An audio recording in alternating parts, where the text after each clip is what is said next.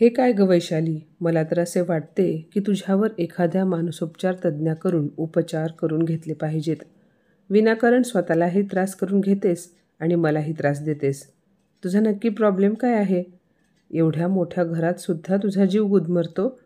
1 महिना झाला आहे आपल्याला ह्या घरी शिफ्ट होऊन, पण तू तर फक्त एकच रट लावून बसली आहेस की माझे ह्या घरात मन लागत नाही. इथे माझा जीव गुदमरतो. जेव्हा कधी मी ऑफिसवरून परत येतो तेव्हा तुझा असा उदास चेहरा पाहायला मिळतो.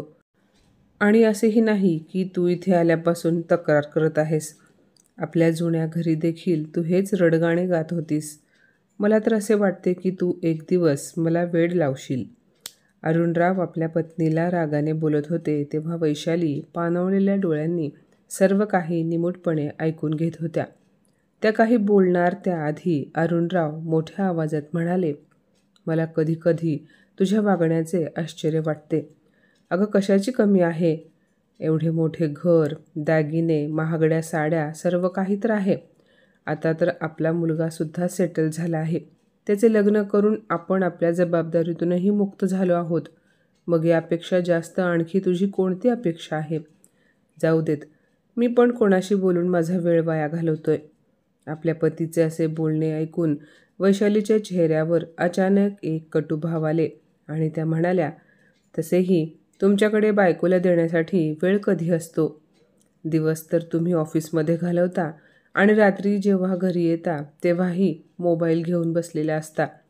हे तर दररोजचेच आहे. पण माझा कोणी कधीच विचार करत नाही. मला एकटीला हे घर खायला उठते. माझा श्वास गुदमरतो ह्या घरात. त्या पुढे काही बोलणार तेवढ्यात अरुणराव म्हणाले, अगं वैशाली, मी स्वतःला वेळ देऊ की नको? आणि तुला एकटीला जर करमत नसेल तर तू सुद्धा मोबाईल घेऊन बसत जा किंवा मग TV बघत जा. तुला स्वतःलाच तुझे मन कुठेतरी गुंतवावे लागेल. आणि ह्या वयात मी तुला हे सांगतोय याचेच मला आश्चर्य वाटते. असे बोलून अरुणराव कूस बदलून झोपले. दुसऱ्या दिवशी सकाळी आंघोळ वगैरे आटोपून अरुणराव ऑफिसला निघून गेले. पण एवढे समजावूनही नवरा ऑफिसला गेल्यानंतर वैशालीला पुन्हा एकदा एकटे वाटू लागले. त्यांना आपल्या नवऱ्याचे बोलणे आठवले की आता तुलाच स्वतःला कुठेतरी गुंतवावे लागेल. वैशाली संगीतप्रेमी होत्या. त्यांनी आपला मोबाईल घेतला आणि त्यावर स्वतःच्या आवडीचे गाणे लावले आणि बाल्कनीत असलेल्या वॉशिंग मशीनमध्ये कपडे घातले. त्यानंतर तिथेच बाजूला असलेल्या झाडांना त्या पाणी घालू लागल्या आणि कामे करता करता गुणगुणू लागल्या. काही वेळानंतर गाणे बंद झाले, पण वैशाली गाण्यात इतक्या गुंग झाल्या होत्या की गाणे बंद झाल्यावर सुद्धा त्या गुणगुणत होत्या. अचानक त्यांच्या मनात काही विचार आले आणि त्या शांत झाल्या आणि त्यांच्या कानावर अचानक आवाज आला, अरे का थांबलात? गुणगुणत राहा, खूप चांगले गाणे म्हणता. वैशालीने इकडे तिकडे पाहिले पण त्यांना कोणी दिसले नाही, त्यामुळे त्या आत जाऊ लागल्या. तेव्हा पुन्हा आवाज आला, अहो ताई, इकडे पहा वर.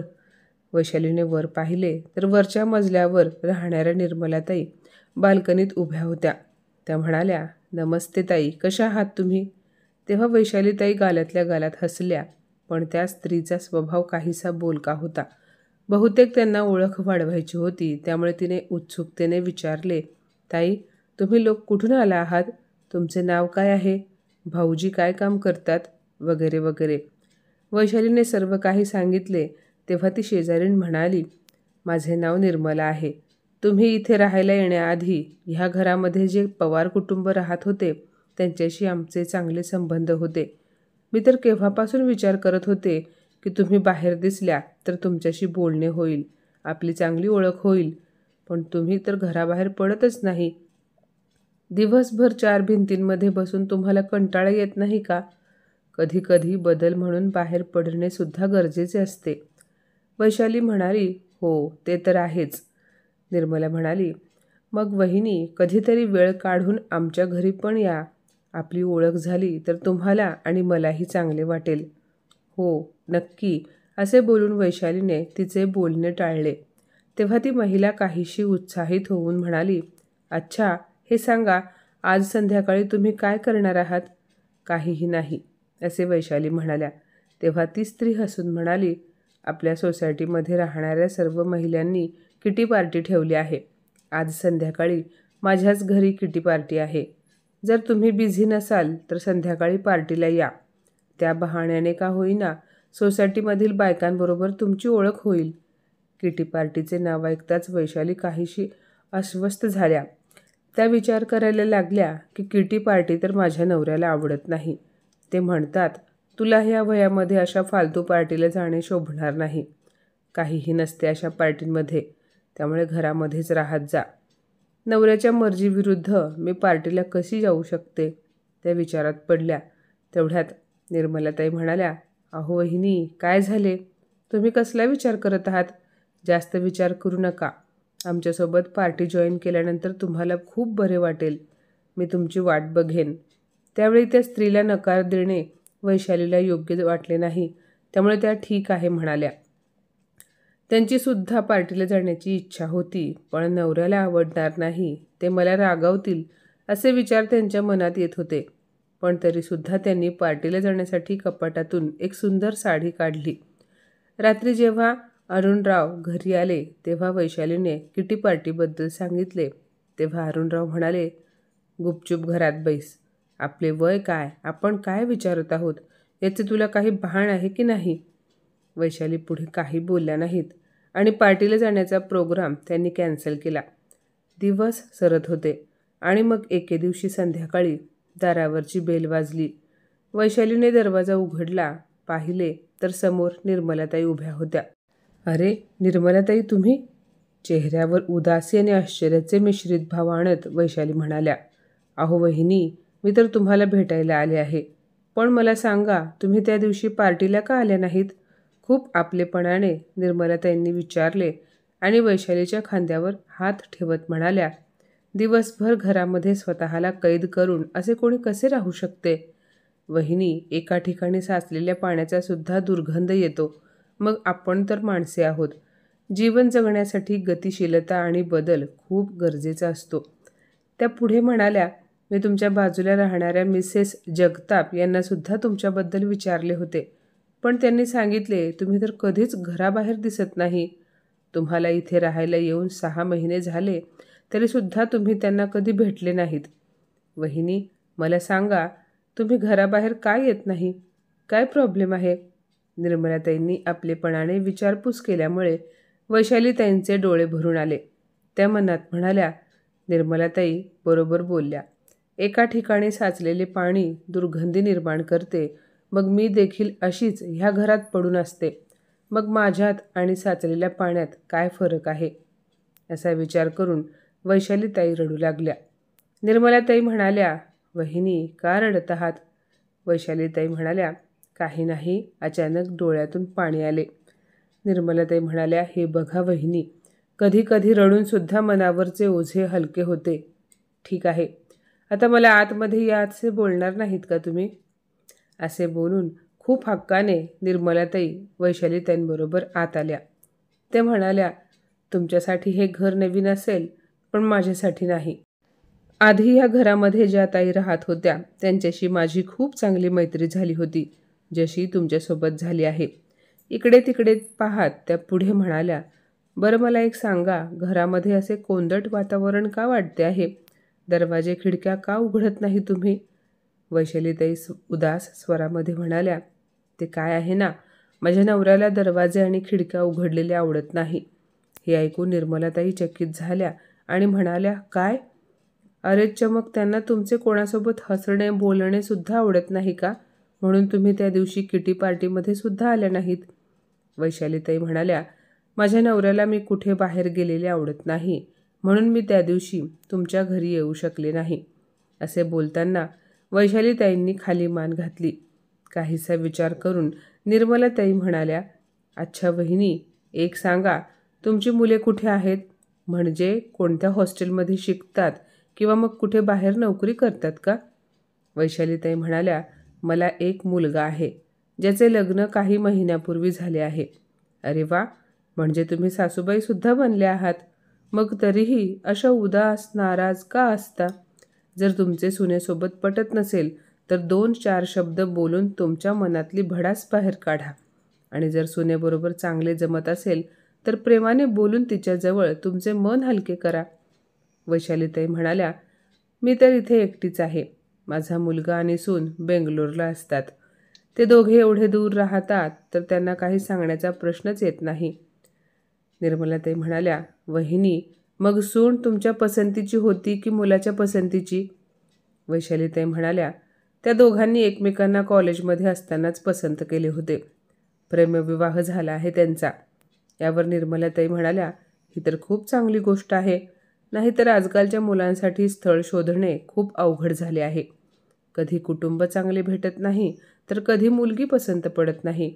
निर्मलाताई पुढे म्हणाल्या, बरं वहिनी, आज मी जेवणामध्ये पनीरची भाजी बनवली होती, त्यामुळे थोडीशी भाजी तुमच्यासाठी घेऊन आली आहे. मला सांगा, तुम्ही आज जेवणात काय बनवले आहे? वैशालीताई म्हणाल्या, काहीही नाही. काही बनवण्याची इच्छाच झाली नाही. निर्मलाताई म्हणाल्या, याचा अर्थ तुम्ही सकाळपासून काहीही खाल्ले नाही?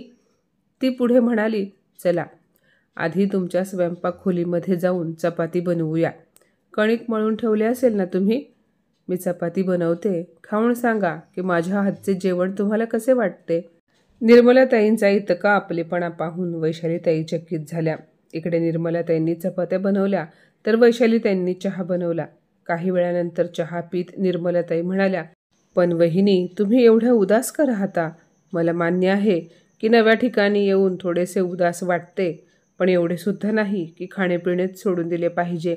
असे बोलत निर्मलाताईंनी उठून दरवाजे आणि खिडक्या उघडल्या, जेणेकरून ताजी हवा आत येऊ शकेल. त्या पुढे म्हणाल्या, वहिनी, एक बोलू? तुमचा आवाज खूप गोड आहे. त्या दिवशी तुम्ही जे गाणे गुणगुणत होतात ना, खरे सांगू का, ते मला खूप आवडले. तुम्ही खूप सुरात गाता. कुठून शिकल्या तुम्ही गायला? वैशालीताई म्हणाल्या, माझे आजोबा शास्त्रीय संगीतामध्ये पारंगत होते. त्यांना पाहून मला सुद्धा संगीताची आवड निर्माण झाली आणि त्यामुळे मी त्यांच्याकडून संगीत शिकले. निर्मलाताईंनी पाहिले की हे सर्व बोलताना वैशालीताईंच्या चेहऱ्यावर एक सुंदर हास्य आणि डोळ्यात चमक होती.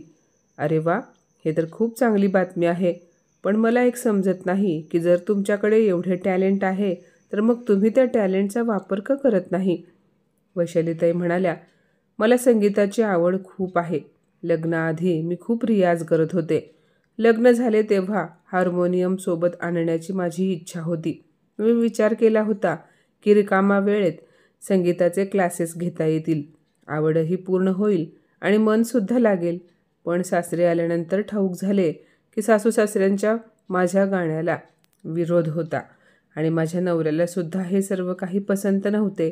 त्यामुळे मी गाणे सोडून दिले आणि माझे ते स्वप्न तर फक्त स्वप्नच बनून राहिले. कधी कधी मनाला वाटले तर एकटी असताना थोडेफार गुणगुणत असते. तेव्हा वेळ कसा तरी गेला. पण आता ह्या वयामध्ये आयुष्यात एकटेपणा जाणवतो. कोणास ठाऊक, आता जगावेसेच वाटत नाही. विचार करते की स्वतःचे काहीतरी बरे वाईट करून घ्यावे. बोलता बोलता वैशालीताईंचा आवाज रडवेला झाला. त्यांचे बोलणे ऐकून निर्मलाताईंना धक्का बसला. त्या मोठ्या आवाजात म्हणाल्या, काय म्हणालात?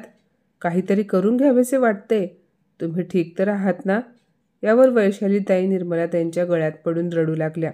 निर्मलाताई सांत्वन करत म्हणाल्या, असे करून तुम्हाला तुमच्या कुटुंबाला शिक्षा द्यायची आहे का? आणि तुम्हाला असे वाटते का तुम्ही गेल्यानंतर ते लोक आयुष्यभर रडत राहतील? वैशालीताई एकटक निर्मलाताईंकडे पाहू लागल्या. ते पुढे म्हणाल्या, नाही, कोणाचे काही बिघडणार नाही. जर तुम्हाला एकटेपणा वाटतोय तर यावर मरण एकमेव मार्ग असू शकत नाही. ह्या जगात तुमच्यासाठी नवरा, मुलगा आणि सून यांच्याशिवाय सुद्धा खूप काही आहे. सर्वात आधी तर तुम्ही स्वतःला महत्त्व द्यायला शिका. सासरच्या माणसांनी तुमच्या गाण्याबद्दल आक्षेप घेतला होता म्हणून तुम्ही तुमच्या आयुष्याला दिशाहीन केले. तुमच्या नवऱ्याला तुमचे घराबाहेर पडणे आवडत नाही म्हणून तुम्ही स्वतःला ह्या 4 भिंतींमध्ये कैद करून टाकले. त्यांना दरवाजे खिडक्या उघडलेले आवडत नाही, त्यामुळे तुम्ही या कोंदट वातावरणामध्ये राहणे स्वीकार केले. त्यांना तुम्ही पार्टी केलेली आवडत नाही, त्यामुळे इच्छा असून सुद्धा तुम्ही त्या दिवशी माझ्या घरी आल्या नाहीत. मग तुमच्यासाठी तुमचे हे अनमोल जीवन महत्त्वाचे नाही का? का तुम्ही इतरांचे एवढे ऐकता की ज्यामुळे तुम्ही स्वतःला असे गुदमरून मरण्यास मजबूर केले आहे? निर्मलाताईंचे बोलणे ऐकून वैशालीताई म्हणाल्या, सुरुवातीपासून तर असेच होत आले आहे. आयुष्यभर मी कधी मोकळेपणाने श्वाससुद्धा घेतला नाही.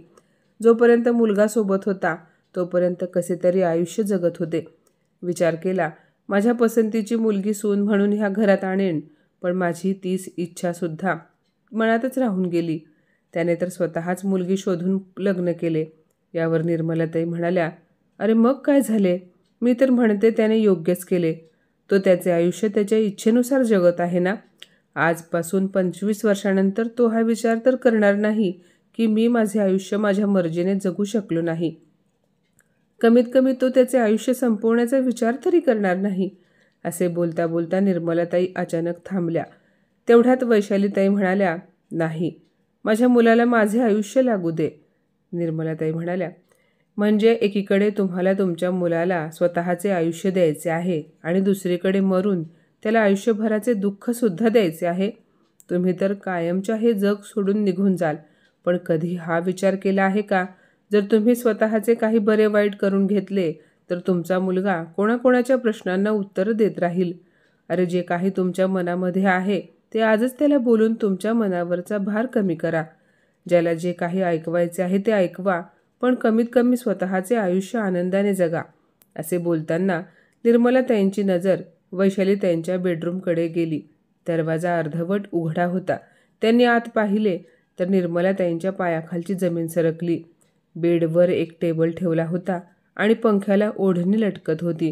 हे सर्व पाहून निर्मलाताईंना समजायला उशीर लागला नाही की त्या यायच्या आधी इथे कशाची तयारी सुरू होती. ती विचार करायला लागली की जर तिने यायला 1 मिनिट जर उशीर केला असता तर कोणास ठाऊक इथे काय घडले असते. निर्मलाताई पुन्हा सोफ्यावर येऊन बसल्या आणि काही वेळासाठी त्या शून्यात हरवल्या. घरामध्ये क्षणभर शांतता पसरली होती. निर्मलाताई थरथरत्या आवाजामध्ये म्हणाल्या, तुमचे पती कामावरून कधी येतात? वैशालीताई म्हणाल्या, ते रात्री उशिरानेच घरी येतात. कधी कधी रात्रीचे 12सुद्धा वाजतात. आजकाल ते ऑफिसमध्ये जरा जास्तच बिझी राहू लागले आहेत. निर्मलाताई म्हणाल्या, मग आता सध्या तरी तुम्ही माझ्या घरी चला. जेव्हा तुमचे पती येतील तेव्हा तुम्ही परत तुमच्या घरी या. मी तुम्हाला एकटे सोडू शकत नाही. निर्मलाताईंचे बोलणे ऐकून वैशालीताई म्हणाल्या, मी तर बऱ्याच वर्षांपासून एकटी आहे आणि आता थकलेसुद्धा आहे. मुलगा, सून त्यांच्या संसारात रमले आहेत आणि माझ्या नवऱ्यासाठी तर माझ्या इच्छा ना काल महत्त्वाच्या होत्या ना आज महत्त्वाच्या आहेत.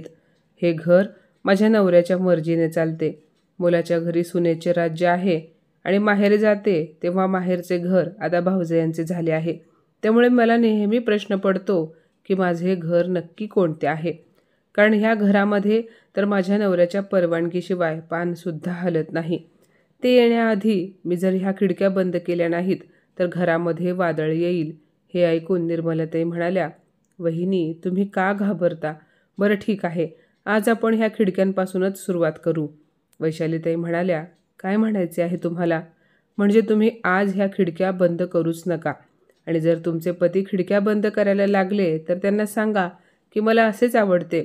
कधी कधी थोडासा विरोध करून सुद्धा जगता आले पाहिजे. कारण नेहमी असेच होते की आपण आपल्या मनातील बोलणे कोणासमोर ठेवत नाही आणि दुसऱ्यांच्या इच्छा पूर्ण करण्यासाठी आपण स्वतःच्या इच्छांना महत्त्व देणे सोडून देतो आणि मग समोरचा समजतो की त्याचीसुद्धा तीच इच्छा आहे. वहिनी, एवढ्या वर्षांमध्ये तुम्ही कधी तुमच्या नवऱ्याला कोणत्याच गोष्टीसाठी नकार दिला नाही. त्यामुळेच ते तुम्हाला गृहीत धरतात. त्यांच्या मर्जीशिवाय तुम्ही ह्या घरातील खिडकीसुद्धा उघडू शकत नाही. मोकळ्याने श्वास घेऊ शकत नाही. अहो वहिनी, तुम्ही एक जिवंत माणूस आहात, मृत शरीर नाही. जर तुमचा जीव गुदमरतो तर तुम्ही विरोध केलाच पाहिजे. मग भलेही या कारणामुळे तुमचे नवऱ्यासोबत वाद झाले तरी चालतील. पण हे सुद्धा बरोबर आहे की कधी कधी शांतता मिळवण्यासाठी अशांतीसुद्धा सहन करावी लागते.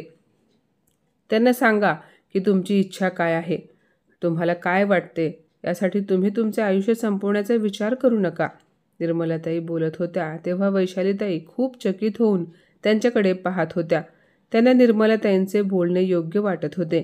त्यानंतर निर्मलाताई म्हणाल्या, वहिनी, घरामध्ये जे बेकार सामान पडले आहे तुम्ही त्याला अडगळीच्या खोलीमध्ये का ठेवत नाही?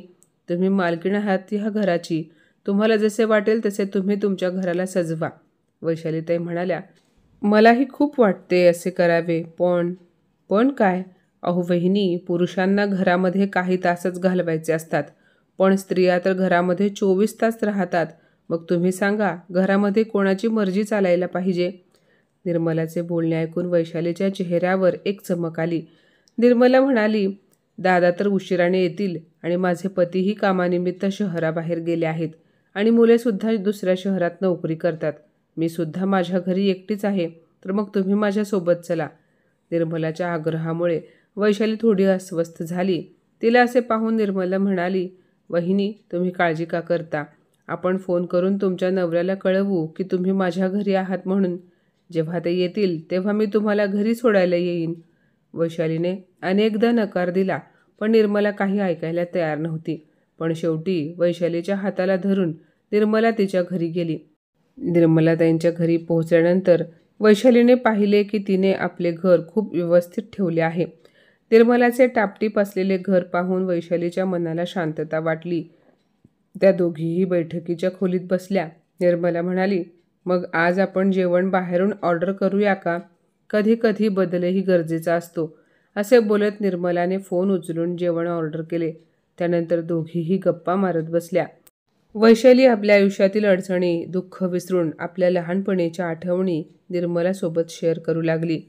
पण राहून राहून निर्मला त्यांच्या मनामध्ये एकच विचार येत होता की जर त्यावेळेस ती वैशालीच्या घरी गेली नसती तर आत्तापर्यंत वैशालीने स्वतःला संपवून टाकले असते. त्यानंतर एका क्षणासाठी सुद्धा निर्मलाने वैशालीला एकटे सोडले नाही. रात्रीचे 11 वाजले होते. वैशालीचा नवरा घरी आला. दरवाजाला कुलूप होते, त्यामुळे अरुणरावांनी वैशालीताईंना फोन करून ते आल्याचे सांगितले. इकडे निर्मला द्विधा मनस्थितीत होती. त्यांना असे वाटत होते की अरुणरावांना वैशालीच्या त्या वागण्याबद्दल सांगावे की नाही. निर्मलाच्या डोक्यात बरेच विचार सुरू होते. ती ह्या गोष्टीकडे दुर्लक्ष करू शकत नव्हती, कारण हा एका माणसाच्या आयुष्याचा प्रश्न होता. दुसऱ्या दिवशी घरातील कामे करताना सुद्धा निर्मलाच्या डोक्यात तेच विचार घुमत होते. त्यांनी विचार केला की एकदा वैशालीला फोन करून तिची विचारपूस करावी, पण 2-3 वेळेस फोन केल्यानंतर सुद्धा वैशालीने फोन उचलला नाही. त्यामुळे निर्मलाताई घाबरल्या. त्यांना काहीतरी विचित्र घडणार आहे असे मनात विचार येऊ लागले. त्यांनी पटकन आपल्या घराला कुलूप लावले आणि खाली येऊन वैशालीच्या दारावरची बेल वाजवली. पण कोणीही बाहेर आले नाही. तेव्हा निर्मलाने 2-3 वेळा पुन्हा बेल वाजवली. त्या खूपच घाबरल्या होत्या. त्यांना खूप घाम फुटला होता. तेवढ्यात अरुणरावांनी दरवाजा उघडला. त्यांना पाहून निर्मला म्हणाली, अहो दादा, माफ करा तुम्हाला डिस्टर्ब केले, पण वहिनी कुठे आहेत? त्यांनी फोन का उचलला नाही? मला खूप काळजी वाटत होती त्यांची. एकाच दमात निर्मला हे सर्व बोलली आणि साडीच्या पदराने कपाळावरचा घाम पुसत इकडे तिकडे पाहू लागल्या. तेव्हा अरुणराव चकित होऊन म्हणाले, काय झाले वैशालीला? ती रात्रभर जागीच होती, त्यामुळे झोपेची गोळी देऊन तिला झोपवले आहे. हे ऐकून निर्मला त्यांच्या जीवात जीव आला. त्या म्हणाल्या, दादा, मला वैशालीताईंबद्दल तुमच्याशी खूप महत्त्वाचे बोलायचे आहे. हे ऐकताच अरुणराव त्यांच्याकडे प्रश्नार्थक नजरेने पाहू लागले. तेव्हा त्यांनी काल दुपारी जे काही घडले त्याबद्दल अरुणरावांना सांगितले. हे ऐकताच ते घाबरले. नंतर निर्मलाने त्यांना विचारले, तुम्ही पाहिले नाही का तुमच्या खोलीतील पंख्याला एक ओढणी लटकत होती? अरुणराव म्हणाले, नाही, पण हो, बेडवर एक टेबल होता आणि मी त्याबद्दल वैशालीला विचारले होते. तेव्हा ती म्हणाली की कपाटाच्या वरच्या बॅगमधून तिला काहीतरी कपडे काढायचे होते, त्यामुळे ती टेबल खोलीमध्ये घेऊन आली होती. पण मला आश्चर्य या गोष्टीचे वाटले की कपाटातील कपडे काढण्यासाठी टेबलला बेडजवळ का ठेवले होते? हे देवा, काय झाले आहे वैशालीला? मला तर खूप काळजी वाटत आहे. असे बोलून अरुणराव पटकन सोफ्यावर डोक्याला हात लावून बसले. तेवढ्यात निर्मलाताई म्हणाल्या, दादा, वाईट वाटून घेऊ नका. एक बोलू का? तुम्ही तुमच्या बायकोला तिच्या मर्जीने जगू द्या. जसे त्यांना मनाला वाटते तसे राहू द्या. पण ते म्हणाले, मी तर तिला कधी कुठल्या गोष्टीची कमतरता भासू दिली नाही. महागड्या साड्या, दागिने, सर्व सुखसोयी, प्रत्येक वस्तू घरामध्ये आहे. आणखी काय पाहिजे तिला? निर्मलाताई म्हणाल्या, तुम्ही त्यांना सर्व सुखसोयी दिल्या, पण त्यांना स्वातंत्र्य, मोकळीक दिली नाही. त्यामुळे त्यांना जगणे नकोसे झाले आहे. इकडे तिकडे पाहत निर्मलाताई पुढे म्हणाल्या, ह्या खिडक्या काल मी उघडल्या होत्या आणि आल्याबरोबर तुम्ही सर्वात आधी या खिडक्या बंद केल्या असतील. हे ऐकून अरुणराव घाबरले आणि म्हणाले, खिडक्या उघड्या असल्या की घरातले सर्व दिसते. त्यामुळे मी त्यांचे बोलणे अर्धवट ठेवत निर्मला म्हणाली, अहो दादा, समजण्याचा प्रयत्न करा. तुमच्या बायकोचा ह्या घरामध्ये जीव का गुदमरतो? जिवंत माणूस आहे ती. त्यांना ताज्या हवेची गरज आहे. झोपेच्या गोळ्या देऊन जबरदस्तीने झोपवण्यापेक्षा तिला हे सर्व करू द्या ज्यामध्ये तिला आनंद मिळतो. आपल्या बायकोचा मालक बनण्याऐवजी आपल्या बायकोचा साथीदार बनण्याचा प्रयत्न करा. तुम्हाला जर तुमच्या बायकोला आनंदाने जगताना पाहायचे असेल तर एकदा तिला तिच्या मनाप्रमाणे सर्व गोष्टी करू द्यात. माझे तुमच्यासोबत कोणतेही नाते नाही, पण एका माणुसकीच्या नात्याने मी हे सर्व बोलण्यासाठी इथे आले होते. बाकी तुम्हाला जे योग्य वाटेल ते करा. असे बोलून निर्मला आपल्या घरी निघून गेली. पण घरी पोहोचल्यानंतर सुद्धा तिचे लक्ष वैशालीकडे लागले होते. तिला सतत असे वाटत होते की वैशालीचे कसे होईल. तिचे मन बेचैन होते. तेव्हाच तिच्या नवऱ्याचा विकासचा फोन आला. तेव्हा निर्मलाने त्याला सर्व काही सांगितले. विकासराव म्हणाले, तू खूप चांगले केलेस की त्यांच्या पतीला सर्व काही सांगितलेस.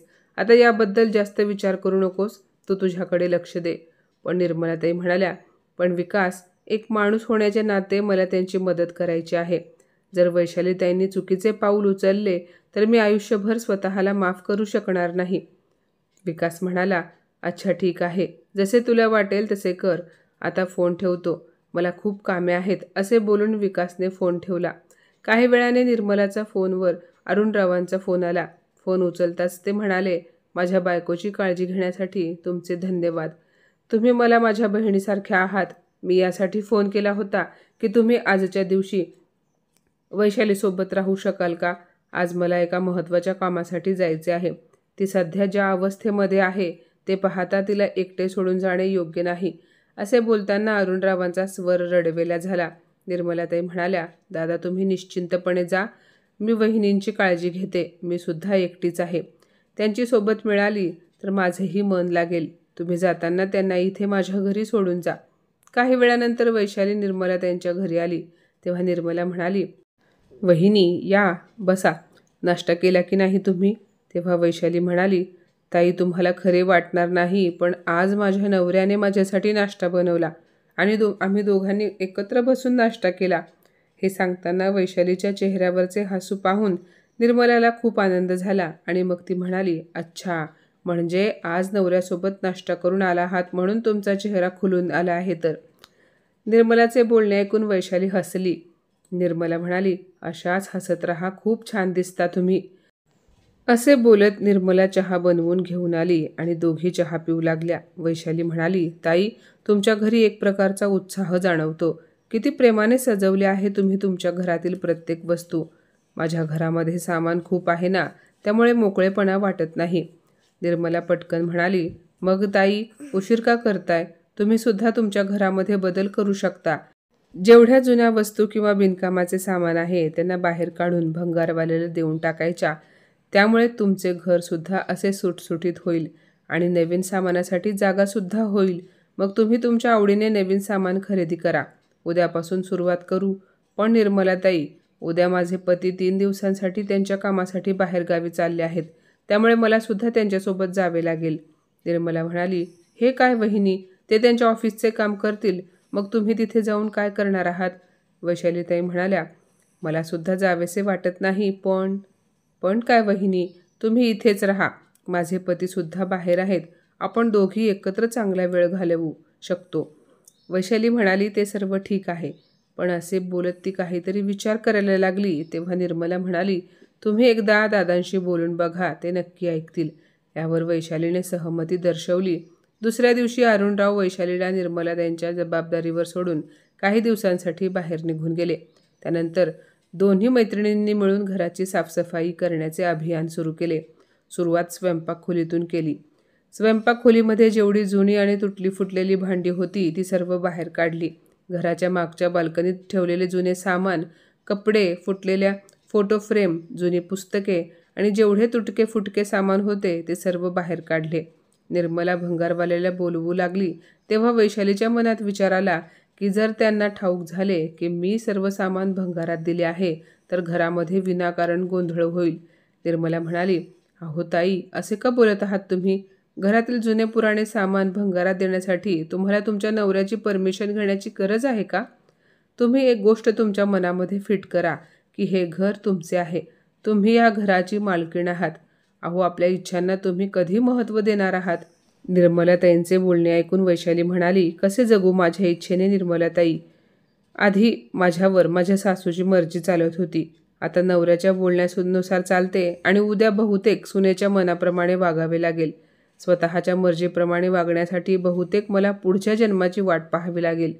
निर्मला म्हणाली, तुम्ही सुद्धा हद्द करता. ताई, दुसरा जन्म कोणी पाहिला आहे?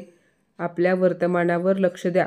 तुमची जी आवड आहे, ज्याही इच्छा आहेत त्यांना आत्ताच पूर्ण करा. वैशाली म्हणाली, तुम्ही पण ना ताई, ह्या वयामध्ये मी माझे शौक पूर्ण करू? निर्मला म्हणाली, मग काय झाले तुमच्या वयाला? आणि आवड पूर्ण करण्यासाठी वयाची मर्यादा नसते. आता तुमच्या नवऱ्याला त्यांच्या कामापुरतेच मर्यादित असू द्या आणि घरातील निर्णय तुम्ही घ्या. आणि जर दादा तुम्हाला काही म्हणाले तर सरळ माझ्यावर ढकला की मीच सांगितले होते हे सर्व करायला. निर्मलाचे बोलणे ऐकून वैशालीच्या चेहऱ्यावर हसू आले. ती म्हणाली, जाताना ते काही पैसे देऊन गेले आहेत मला आणि पहिल्यांदा असेही म्हणाले आहेत की तुला जे आवडते ते खरेदी कर. निर्मला म्हणाली, मग बस, उशीर का करताय?